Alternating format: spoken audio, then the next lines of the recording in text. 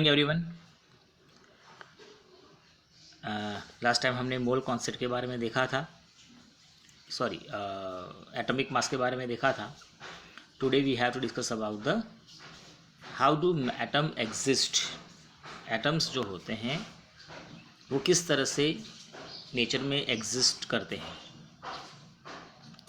तो atoms form molecules and ions.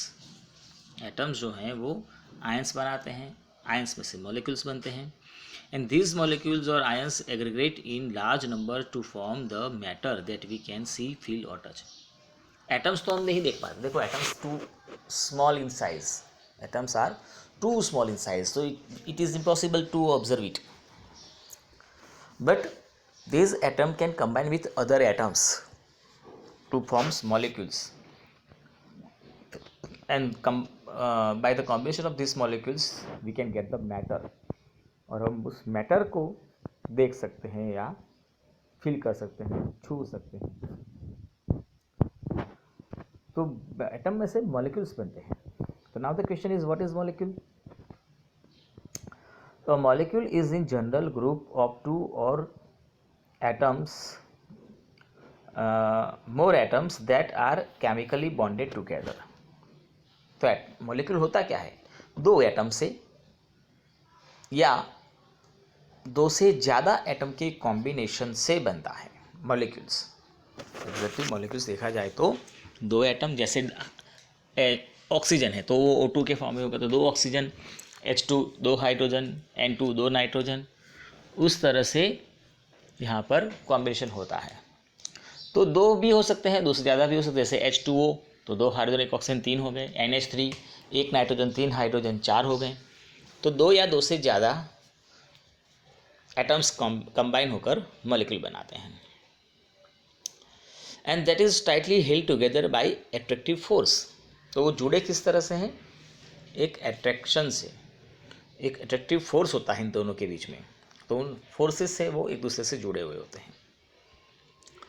The molecule can be defined as the smallest particle of an element or a compound that is capable of an independent existence and show all properties of that substance. तो अगर आप molecule की बात करें तो molecule is the smallest particle of an compound.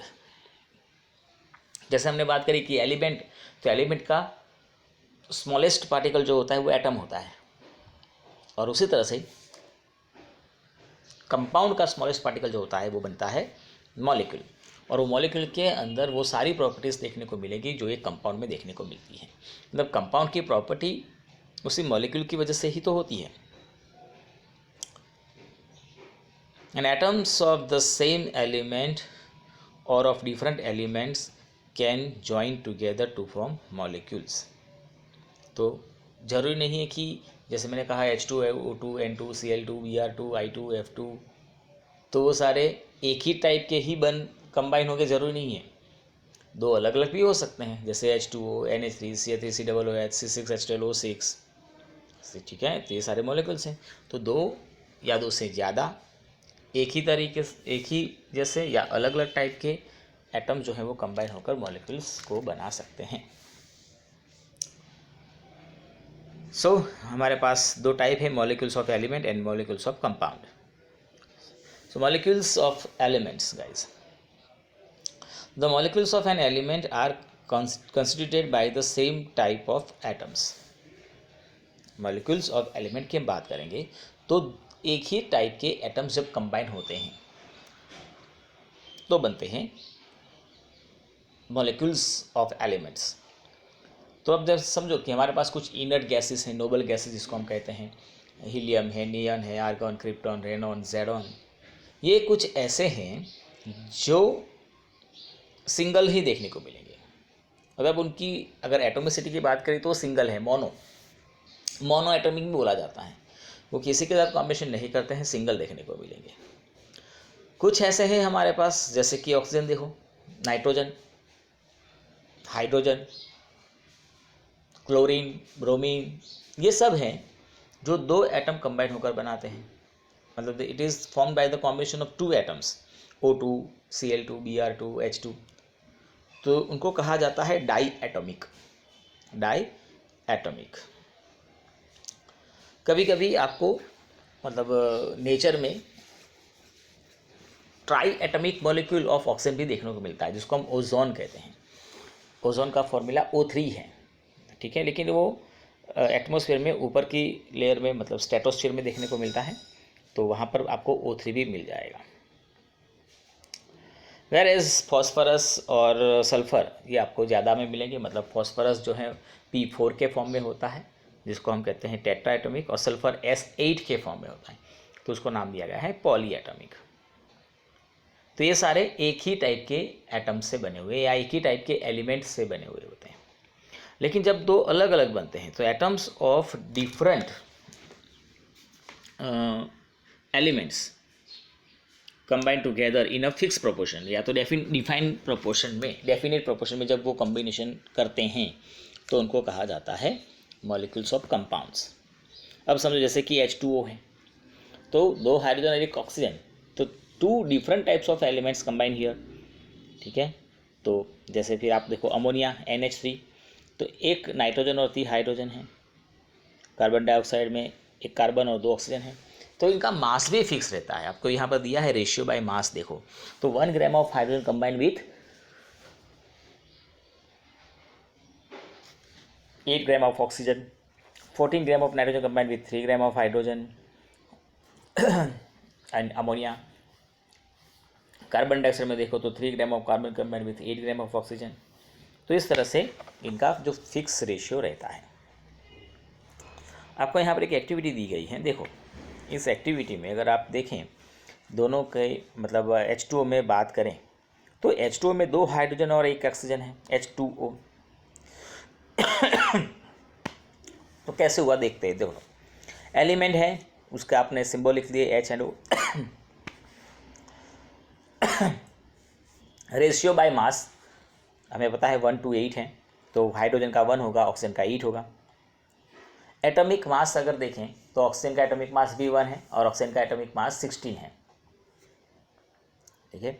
तो हमें क्या करना है, एटॉमिक मास को रेशियो बाय मास को एटॉमिक मास से डिवाइड करना है, मतलब we have to find the ratio of ratio by mass to atomic mass. तो 1/1, your answer is 1 for hydrogen, whereas in case of oxygen 8/16 मतलब 2, तो रहेगा ऑक्सीजन का 1/2, हाइड्रोजन का 1, ठीक है। तो इससे क्या होगा समझो कि हाइड्रोजन का 1 रहा, ओके, ऑक्सीजन का 1/2 है, 1/2 को मुझे डबल कर देना। हमें क्या चाहिए, हमें यहाँ पर होल नंबर चाहिए या सिंपलेस्ट रेशियो जिसको हम बोलते हैं वो चाहिए। तो 1/2 नहीं चलेगा, हम उसको क्या कर देते हैं, डबल कर देते हैं। तो 1/2 का डबल हो जाएगा 1, ठीक है। तो हाइड्रोजन का क्या होगा डबल, 2, और इस तरह से देखो तो H2 बनेगा, ऑक्सीजन 1 बनेगा, ठीक है। मतलब 2 हाइड्रोजन के साथ एक ऑक्सीजन कंबाइन करता है, 2 हाइड्रोजन के साथ एक ऑक्सीजन कंबाइन करता है। फिर होते हैं हमारे पास ions. What is an ion guys. तो आयंस जो होते हैं उसमें ये जो भी एटम होंगे, मेटालिक एटम या नॉन मेटालिक एटम, उनके जो चार्ज्ड स्पीसीज हैं उनको हम आयंस कहते हैं। तो charge species are known as ions, and ions में consist of single charged atom और a group of atoms that have net charge on them. तो उनके ऊपर देखो अब 2 चीज़ हो सकती है, या तो सिंगल एटम हो सकता है या तो ग्रुप ऑफ एटम हो सकता है। जैसे आप ले लो फॉर एग्जांपल Na, सोडियम, तो Na+, तो सोडियम एक ही है, उसके ऊपर चार्ज लगा हुआ है। सपोज मैंने लिखा OH-, तो उसमें ऑक्सीजन भी है, हाइड्रोजन भी है, और इन दोनों का कंबाइन होकर -1 चार्ज लगा है। तो जरूरी नहीं है कि एक ही होगा, it may be consist of single charge atoms और a group of atoms that have net charge on them. अब आयन आपके पास 2 तरह के हो सकते हैं, may be it is negatively charged, may be it is positively charged. Negatively जो चार्ज्ड हैं उसको कहा जाता है एनायन, और जो पॉजिटिवली चार्ज्ड हैं उसको कहा जाता है cation. Anion, cation. Some peoples are also pronounce as anion, cation, anion and cation. For example आप देखो NaCl, तो NaCl में Na आपके पास सोडियम क्लोराइड का फॉर्मूला है NaCl, sodium chloride, but this NaCl sodium chloride is the combination of Na plus and Cl minus. तो Na plus it is the cation, whereas Cl minus is the anion. Okay. तो इस तरह से हमारे यहाँ table में देख सकते हैं आप, कैल्शियम ऑक्साइड हैं CaO, Ca+2 oxygen -2, magnesium sulphide, sodium chloride, ये सारे आपको यहाँ पर आयनिक कंपाउंड्स, उनके एलिमेंट्स के नाम और रेशियो दिया गया है. ठीक है. नेक्स्ट टॉपिक जो है दोस्तों वो हम नेक्स्ट टाइम डिस्कस करेंगे, राइटिंग केमिकल फार्मूला.